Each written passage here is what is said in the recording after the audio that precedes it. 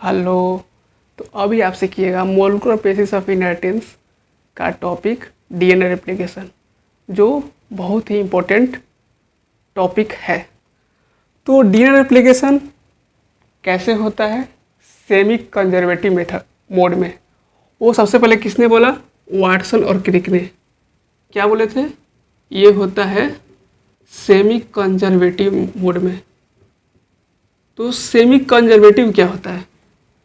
तो semi conservative, जैसे आपको पता होगा, डीएनए कैसा होता है? Double stranded. तो दोनों स्ट्रैंड का क्या होता है? रेप्लिकेशन होता है। तो जो नया स्ट्रैंड बनेगा यानी डॉटर डीएनए बनेगा, तो उसमें क्या होगा? एक स्ट्रैंड होगा पैरेंटल और दूसरा होगा नया बनेगा। ठीक है, जैसे मान लीजिए एक ये डीएनए है, तो इसको जब क्या किए? रेप्लिकेशन, तो दोनों अलग हो जाएगा। ठीक है, एक नया स्ट्रैंड बनेगा। इसमें क्या होगा? जो रेप्लिकेशन के बाद बना उसमें क्या हो रहा है? एक पैरेंटल स्ट्रैंड है और दूसरा क्या है? न्यू स्ट्रैंड है। इसी को बोलते हैं, क्योंकि पैरेंटल स्ट्रैंड आ गया तो सेमी कंजर्वेटिव हुआ ना। ठीक, तो इसको सबसे पहले प्रपोज किसने किया? वाटसन और क्रिक ने। ये कब किए? जब double helical structure of DNA का जब मॉडल दे रहे थे तब इन्हें प्रपोज किया। लेकिन एक्सपेरिमेंटली प्रूफ किसने किया कि डीएनए जो डीएनए का रेप्लिकेशन होता है वो सेमी कंजर्वेटिव होता है। तो किसने दिया? मेसल्सन और स्टाल ने। तो मेसल्सन और स्टाल्स ने किस पे किया था? ई कोलाई बैक्टीरिया पे किया था। किस पे किया था? ई कोलाई पे। और टेलर एंड कॉलेजिस किस पे किया था? फिशिया फावा, जिसको क्या बोलते हैं, और फावा बीन्स। ये किसने कब किए थे?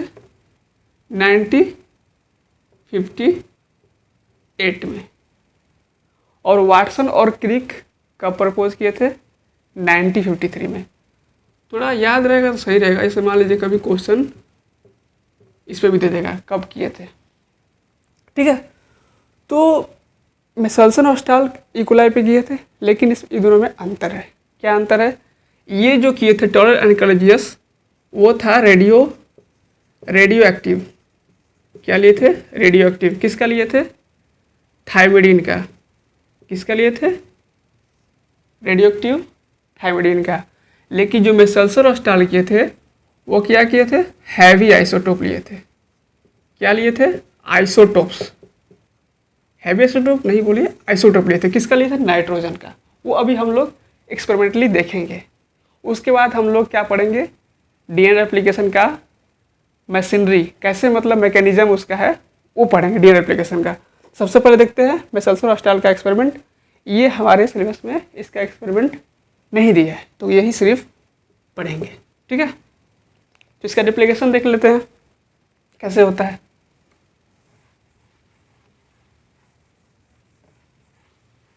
तो देखिए, उन्होंने क्या बोला था? जो ई कोलाई लिए, पहले क्या किए? ई कोलाई को, जैसे मान लीजिए एक ई कोलाई लिए, ठीक है, ये ई कोलाई है, यहाँ पे मीडियम है। तो इसमें मीडियम क्या लिए थे? जो मीडियम लिए थे इस शुरुआत में, वो क्या लिए थे? Ammonium chloride. उसमें लिए थे 50, नाइट्रोजन क्या लिए थे? 59। तो नॉर्मल जो नाइट्रोजन होता है वो क्या होता है? 49। तो उसको क्या बोलेंगे? नॉर्मल नाइट्रोजन को क्या बोलेंगे? Light DNA. ठीक है, अगर वैसा डीएनए जिसमें क्या है? नॉर्मल नाइट्रोजन है, उसे क्या बोलेंगे? Light DNA. ठीक है, और 15 है तो हैवी डीएनए। ठीक, तो पहले क्या किया गया? ई कोलाई को किस मीडियम में ग्रो किया गया? बहुत सारे जनरेशन में, आफ्टर मेनी जनरेशन। आफ्टर बहुत सारे जनरेशन में जब ग्रो किया गया, ठीक है, तो उसके बाद कैसा बन गया डीएनए? ये जो डीएनए बना कैसा बना? N15 का डीएनए बन गया। ठीक है, कैसा बन गया?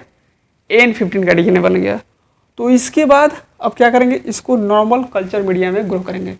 नॉर्मल कल्चर मीडिया यानी जो डीएनए होगा ई कोलाई का वो कैसा होगा, N14 का होगा।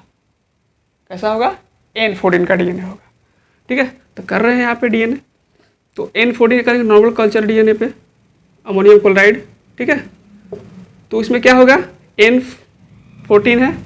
तो देखिए ई कोलाई जो रेप्लिकेशन करता है आफ्टर 20 मिनट पे करता है। कब करता है, 20 मिनट पे। ठीक है, कब करता है, 20 मिनट पे। और जैसे ई कोलाई क्या है, प्रोकैरियोट्स है, तो जो डीएनए रेप्लिकेशन प्रोकैरियोट्स में कब होता है, जस्ट प्रियोर टू फिजन, मतलब फिजन करने से जस्ट पहले। ठीक है, जैसे मान लीजिए क्वेश्चन आ गया कि प्रोकैरियोट्स में डीएनए रेप्लिकेशन कब होता है, तो क्या होगा इसका answer, just prior to fission, यानी जैसे बाइनरी फिजन कर रहा है तो उससे जस्ट पहले करेगा। किसमें, प्रोकैरियोट्स में। तो अब आपको क्वेश्चन माइंड में आ रहा होगा कि यूकैरियोट्स में कब होता होगा, तो यूकैरियोट्स में आप सेल डिवीजन में पढ़े होंगे, कब होता है, S phase of cell cycle. S phase of cell cycle ये कब होता है, इसमें होता है यूकैरियोट्स में। ठीक है, तो जो डीएनए रेप्लिकेशन होता है पूरे डीएनए का होता है। अगर हम बात करें रेप्लिकेशन का, ट्रांसक्रिप्शन का, ट्रांसलेशन का, तो इन तीनों में अंतर क्या है। देखिए अगर डीएनए रेप्लिकेशन हो रहा है तो पूरे डीएनए का होगा, लेकिन ट्रांसक्रिप्शन ट्रांसलेशन क्या होता है, पूरे डीएनए का नहीं होता है।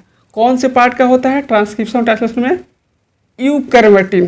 कौन सा पार्ट, यूक्रोमेटिन पार्ट का होता है। ठीक है, ये तो बात समझ गए। फिर और बात, यूकैरियोट्स में जैसे हमने अभी सीखा, क्या सीखा कि डीएनए रेप्लिकेशन यूकैरियोट्स में किस में होता है, कब होता है, S phase of cell cycle में। लेकिन जैसे ये भी आ सकता है क्वेश्चन ना कि जो ट्रांसक्रिप्शन हो गया, ट्रांसलेशन हो गया यूकैरियोट्स में कौन से फेज में होता है, तो किसी फेज में हो जाएगा। ठीक है, जरूरी नहीं है, कभी भी हो सकता है, क्योंकि ट्रांसक्रिप्शन ट्रांसलेशन हमेशा ये चलते रहता है।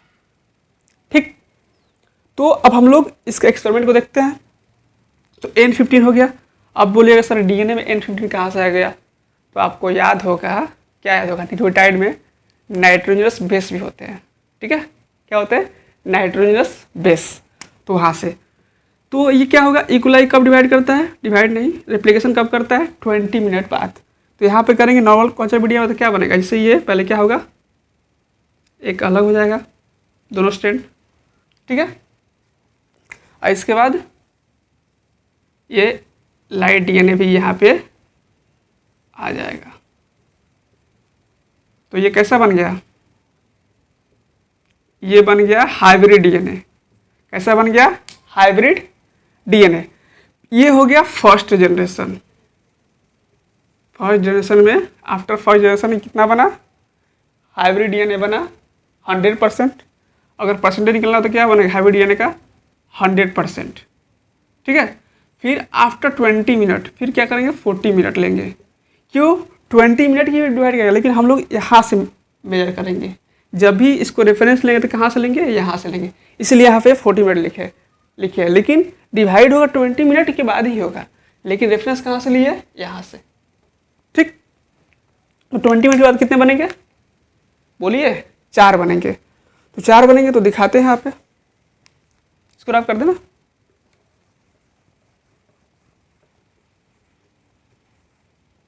तो 4 बनेंगे तो क्या होगा,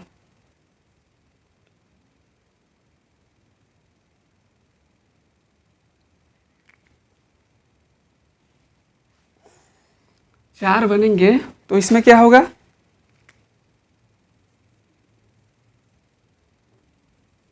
दो बनेंगे लाइट डीएनए। ठीक है, N14 का बनेंगे, और 2 बनेंगे हाइब्रिड। 2 क्या बनेंगे, हाइब्रिड। ठीक है, 2 क्या बनेंगे, हाइब्रिड बनेंगे। ठीक, तो इसमें क्या हो गया, 50% हो गया हाइब्रिड डीएनए का परसेंटेज। ऐसे कम होते जाएगा, लेकिन कभी हाइब्रिड डीएनए कम नहीं होगा, लेकिन परसेंटेज कम होते जाएगा। ठीक है, फिर थर्ड जनरेशन करेंगे तो कितना बनेगा, 8 बनेगा। तो इसमें 2 हाइब्रिड डीएनए रहेगा और 6 क्या बनेगा, क्या बनेगा, ये 60 मिनट हो गया ना, ये हो गया 40 मिनट, फिर 4 से क्या बनेगा 8 बनेगा, तो फिर ये 60 मिनट हो जाएगा। फिर 60 मिनट के बाद एनसीईआरटी में एक क्वेश्चन दिया है 80 मिनट बाद कितना बनेगा, 80 मिनट बाद कितना बनेगा 16 बनेगा। तो उसमें 2 रहेंगे हाइब्रिड डीएनए और 6 रहेगा क्या रहेगा लाइट डीएनए। ठीक है, तो ये कैसे हम लोग पता कर रहे हैं, तो कौन सा, एक होता है सीजियम क्लोराइड, ये डेंसिटी ग्रेडियंट पकड़ते हैं। कैसे मालूम चलेगा, ये तो मालूम नहीं चलेगा ना, क्योंकि डीएनए बहुत छोटा होता है, नहीं दिखेगा सही से हमको क्लियर। तो किस पकड़ते हैं, सीजियम क्लोराइड डेंसिटी ग्रेडियंट पकड़ते हैं, सीजियम क्लोराइड डेंसिटी ग्रेडियंट पे करेंगे, तभी ना मालूम चलेगा कि कौन हाइब्रिड डीएनए है, कौन लाइट डीएनए है, कौन सा हाइब्रिड डीएनए है। ठीक है, तो कैसे करते हैं, डेंसिटी ग्रेडियंट पर रहता है, ये एनसीईआरटी में भी दिया हुआ है। तो जब से हाइब्रिड होगा वो सबसे लास्ट में होगा ना N15 वाले, और हाइब्रिड जो होगा यहाँ बनेगा N14 N15, और लाइट डीएनए सबसे पहले बनेगा। ठीक, तो ऐसे ये एक्सपेरिमेंटली प्रूफ किए। यहाँ तक कोई दिक्कत है आपको? अब हम लोग क्या देखेंगे, मशीनरी, क्या देखेंगे, मैकेनिज्म इसका।